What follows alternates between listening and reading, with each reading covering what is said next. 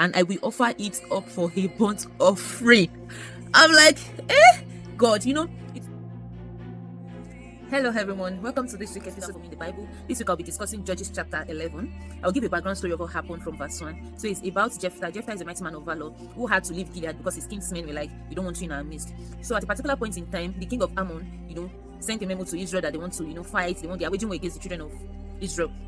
So Gilead had agreed to, come and be the captain of the army to go and fight king of Ammon.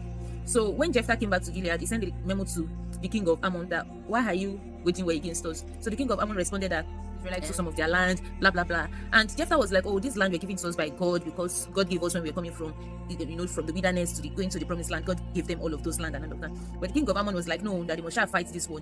So Jephthah was not like, okay, no, let's God be the judge of the war.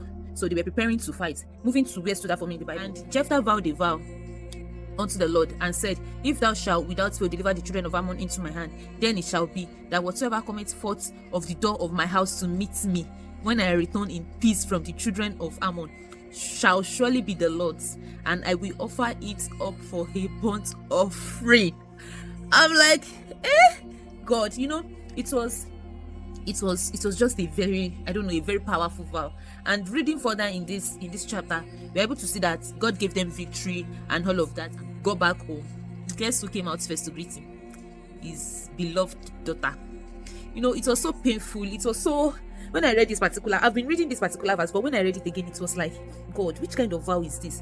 And it is easy to just say these people made some errors and all of that, but the truth of the matter is most believers, when we are going through a phase in life, we tend to make vows like, God, if you do this for me, this is what I'm going to do. Or when you are so excited, you declare things out. Or when you are so sad, you say some things. Or when you are angry, you just declare something that is against your child, against your life. Or when you are joking, you just think that it's a joke that you are joking at, and you just say things that that will just negate your scripts, negate your book, negate everything about your life.